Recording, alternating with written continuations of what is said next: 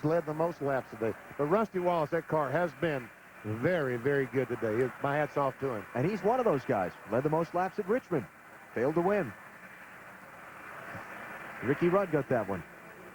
Let's go down to Dave Burns. Now, one of the interesting things that NASCAR is now doing with hard impacts like that of Dale Jarrett, especially to the driver's side, as you can see the wreck car down here, is they take all the safety equipment that the driver uses. And according to NASCAR, a wreck like this would be the kind where they would take his helmet, his head and neck restraint, that sort of thing, just to analyze how it reacted in the crash. And so we believe that that has probably been done with Dale Jarrett's equipment. And as he is transported to a local hospital, again, just for preliminary checkups, because he was unconscious, they're also going to be taking all of the safety equipment from Dale himself to their new research and development area in Hickory, North Carolina, to have some studies done on it. All right, Dave, thank you. Seatbelts have been a topic much in the racing news discussion over the past week, BP. Yeah, after the crash that Jeremy Mayfield had in Dover last week, they discovered that the left lap belt was torn about an inch and a half. And Simpson has made a non-adjustable left lap belt. This, I mean, obviously this is adjustable, but you got to do it outside the car. Get it to where it fits the driver, and then the driver cannot tug on it. It will not move. So they call this the non-adjustable left side, because this is the one that takes the real blow. When the car goes in the corner and hits that right front, it's trying to throw the driver out of the car. The left one is the one that takes all the blow. Then here's what happened last week. The roller, the adjuster on the car, was on the label of the belt. Now, the label last week on the belt was much larger. It was almost 6 inches long and as wide as the belt. This adjuster, let me show you this thing, how the belt goes through that, and you see the roughness or the serration on this. That's what grips the belt to hold it. On the label last week, this would not grip. It slid through the adjuster, and when it finally did catch, it ripped the belt. Talk more about that in just a second. First, Bobby Labonte was the other driver involved in the crash with Dale Jarrett. His car's in the garage, and he's with Dave. And he is done for the day, Alan, obviously with so few laps remaining. It sounds like a bad country song, Bobby. You were going 3 wide on a not even a 2 wide racetrack, weren't you? Yeah, it's just unfortunate. I got behind a lap car there. You know, I had to slow down and get behind the 4 car, and the 88 had a run. Obviously, we let off the gas a little bit. He had a run and was coming and went on the outside of me, and I was in the middle, and I was trying to get out of it, but, didn't get out of the way fast enough. Bobby, you were chatting with Todd Parrott, Dale's crew chief, and with his crew. Tell us about your concern for him. Well, I mean, it's a shame that racing like today had to happen with, a lot of accidents, stuff like that, and, hard to pass and arrow this and arrow that, which you can't even see it. It's our worst enemy. And, it's, concern is for Dale. I mean, he hit pretty hard, and, anytime you're involved in something like that, you're concerned about, your fellow driver. And so I just got Todd's number. I was going to call him later. All right. He'll catch up. They are good friends, and he will talk to him later on. All right, Dave, thanks for the update on Bobby Labonte. And just to go back and finish up the seatbelt issue that we were talking about a minute ago, Benny, where the adjusters and the labels on them are concerned and so on. And now they have taken all the labels. NASCAR has told all the teams to take those labels off the belts. This is obviously the label is gone off this one. It wasn't put on there to begin with. But any belt that has that huge label on that the adjuster would go through, they're to take them off. Have I added? You need to add anything? No, you did very well. Oh. Congratulations. Thank you, sir. Thank you very much. All right. They fired the engines on the cars. The red flag about to be pulled back in. The field starting to roll off. And we're going to try and settle this thing again. Now, I've said that already once, and it didn't work out. What goes through these guys' minds when they're stopped out there under the red flag like that? They just want to get it going. But I think a lot of them are thinking, at least it's going to be a single-file restart. So hopefully that'll be a little bit of a help. NASCAR rules, if you're not familiar, when it's inside the final 10 laps of the race, only the cars on the lead lap line up single file at the front of the field. If you're a lap down, sorry, your chance to win is over, and you go toward the back of the pack for the restart. I saw Terry Labonte's car sit in there as we see our shot from our U.S. Army Skycam, and I thought that the car would move. But I forgot we were on the red flag. He could not advance. He now is trying to get his car back to the garage area or pit road with that damaged right front. Yeah. And probably a flat right front tire, but it looks of the way it's dragging the nose there. Yeah, he couldn't go up and pass the pace car. That's what I was thinking, that he just couldn't move, that a wrecker was going to come drag him in, but that was not the case. Lead lap cars, we've got 17 of them, including Robbie Gordon now. Although Terry Labonte is going to struggle to stay in that group.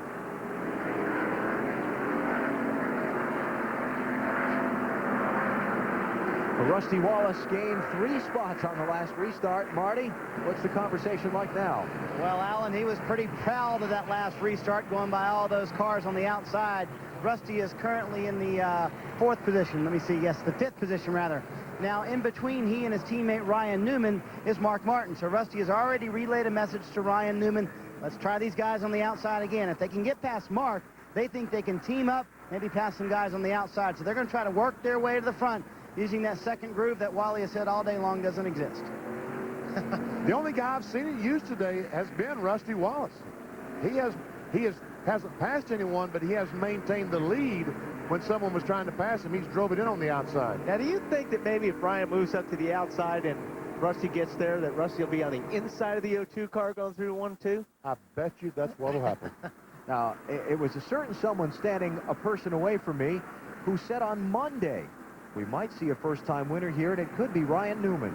Is that right, BP? Well, I mean, this team is really, really good. Newman is an exceptional talent. And last week at Dover, he had the crash, and I think that he's probably, in this racetrack, 400 miles, he has shown some patience today. And now he realizes what it takes to be here to try to win. I just feel like he would understand all those things. He's a pretty bright boy. He just graduated from college. And that is a backup car. And that backup car. He did crash his primary car. Any effect on the race cars from sitting under the red flag? No, I would think so. No. Drivers just ready to get back at it. Race cars are okay. All right, We're ready to do go. this thing. It's going to be 1 to go, and they come back around to the start-finish line. That'll be at 7 to go, so the restart's going to come with 6 laps left.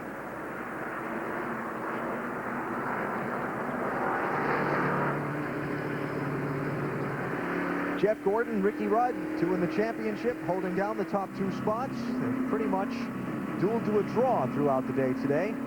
And they'll carry that race for the championship on to Charlotte next Sunday. NASCAR on NBC, bringing you 500 miles. We kick it off on Thursday night in prime time with Bud Pole qualifying on TNT. Then Saturday, the NASCAR Busch Series race at noon Eastern time, followed by Winston Cup final practice, both of those on TNT. A week from today, NBC at noon Eastern time with the UAW GM Quality 500.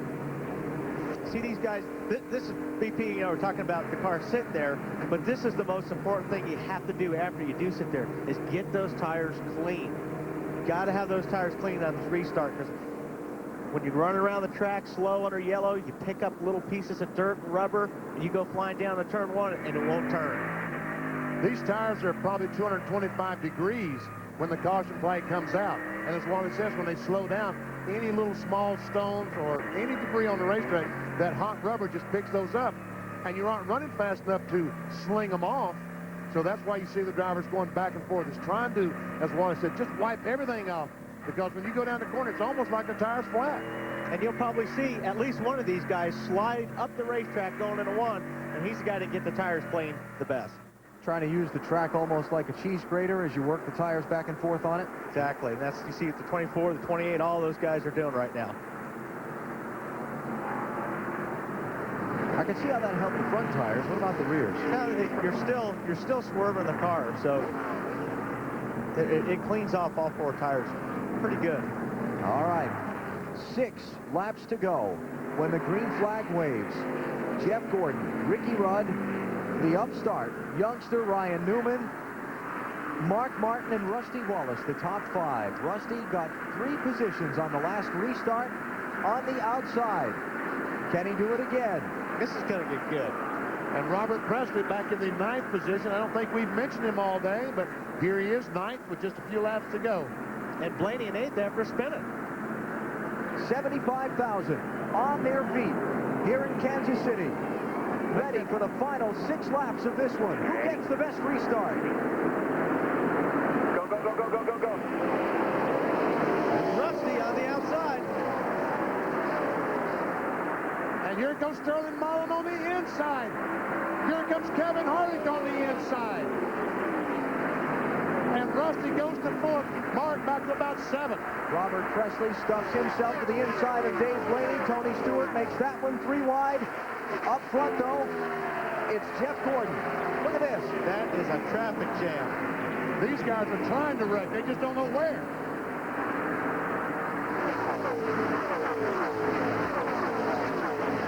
Five to go. Brian Newman reeling in the top 2 quickly.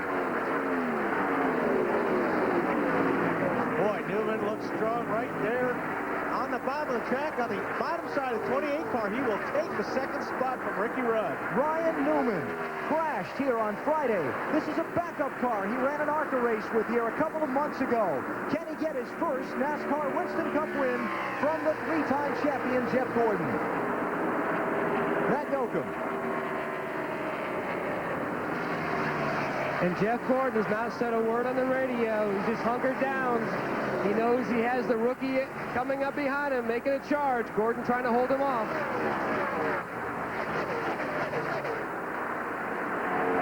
Marty Snyder.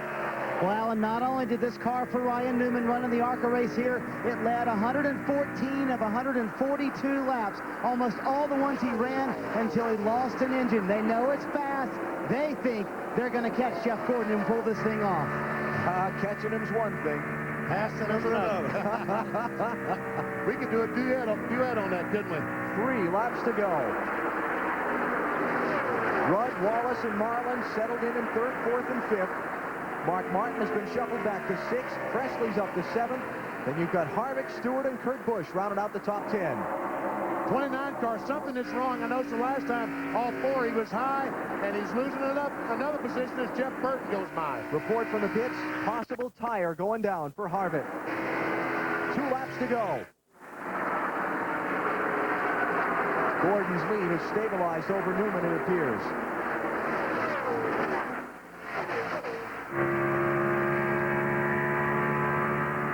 Ryan Newman might be guilty right now of driving just a little bit too hard. And who can blame him? The white flag is up. Final lap here at Kansas City. Lap, clear by 4, clear by 5. 5 car lengths. Gordon's spotter telling him he's clear on Ryan Newman.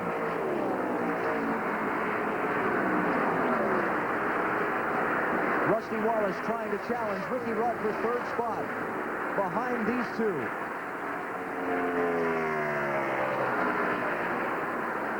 Inaugural races have been very, very good for Jeff Gordon. He won at Indianapolis in the first race there. He won at California, the first race there. Here he comes to the checkered flag. Gordon wins at Kansas City. Ryan Newman Great job, second. great job, guys. Ricky Rudd Great call. barely holds off Rusty Wallace and Sterling Marlin for 3rd.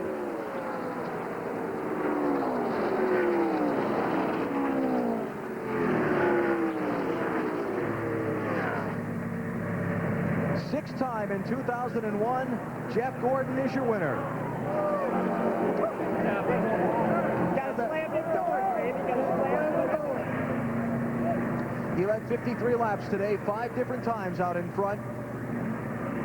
Took the lead for the final time at lap 246 of 267. And held off a very determined youngster to get his victory. Let's try talking to Ryan Newman as these cars come in. Ryan Newman, Benny Parsons, you read me? Might have turned his radio off. Benny's on the line. Yeah, copy. Hey, Ryan, you almost pulled it off, man. We had a good car today. Thank you, Benny. It's just a great run for us. Finished second to Jeff Gordon. You know, there's many other champions out here, but he's a great one. Hey, just watch how he's doing there out in the grass, making those donuts. You'll know how to do it when you finally pull off that victory. Big coffee on that, but just a good day for the Auto crew, and you know, good to have 2 Penske cars in the top 5. Just a great run for us overall. Congratulations, Ryan. Look at the skid marks from Jeff Gordon all the way through the grass. Came off the pit lane and just threw it out into the tri-oval. And by the way, with the drivers who've had trouble finding their way to victory lane lately, they gave instructions on how to find victory lane in Kansas this morning in the drivers' meeting. Jeff Gordon's the winner, and Chevy congratulates Jeff and the number 24 Monte Carlo on a big win today, and he'll tell you the only thing that comes close to Monte Carlo's reputation on the track is its reputation on the street. Monte Carlo, more champions depend on Chevy. We'll be there.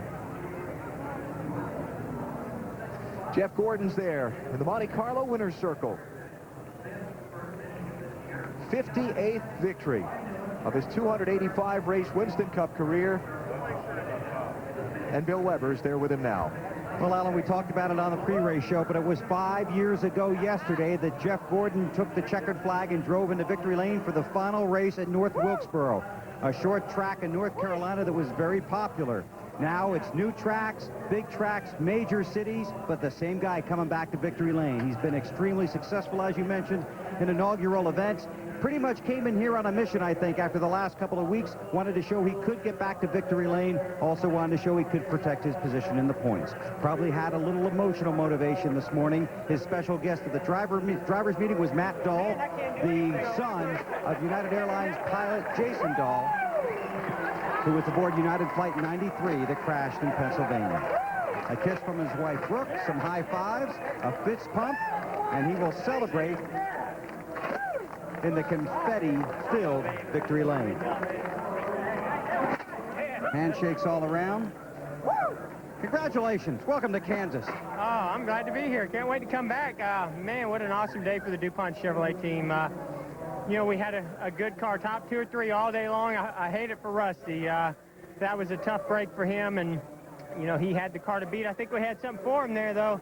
We hung right onto his bumper that one time. If we could have got out in front of him, I think we had something for him. But, whew, what a great day. Just want to thank God for all the adversity this team has come through over the last, year and a half. And want to thank DuPont and, you know, all the folks that really make this possible for us. Quaker State, GMAC, Pepsi, Fritos, Delphi.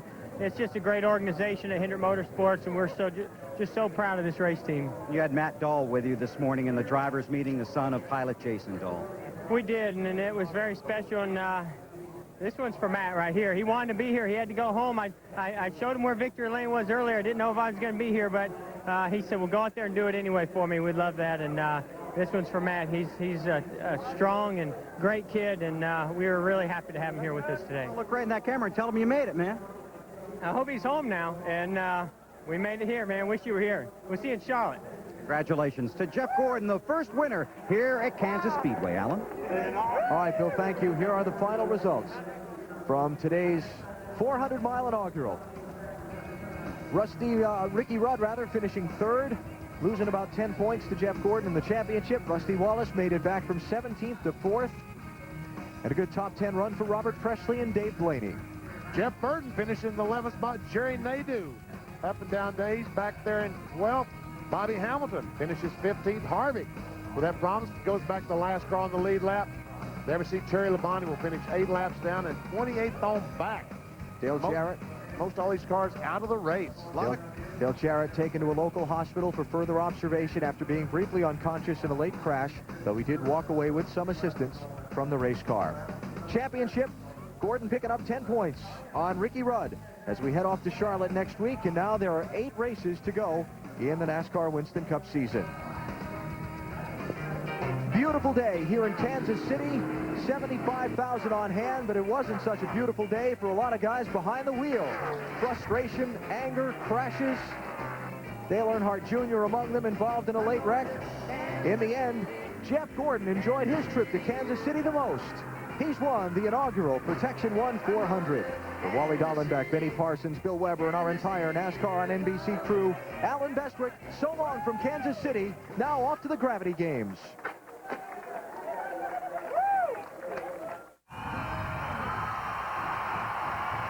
You better think again if you thought you could grab a seat here. Many of the people arrived over 4 hours earlier just to get close enough to watch the freestyle motocross prelims.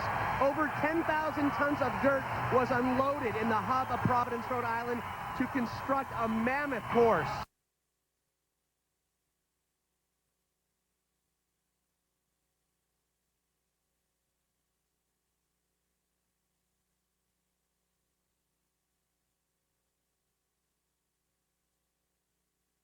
2001 Gravity Games.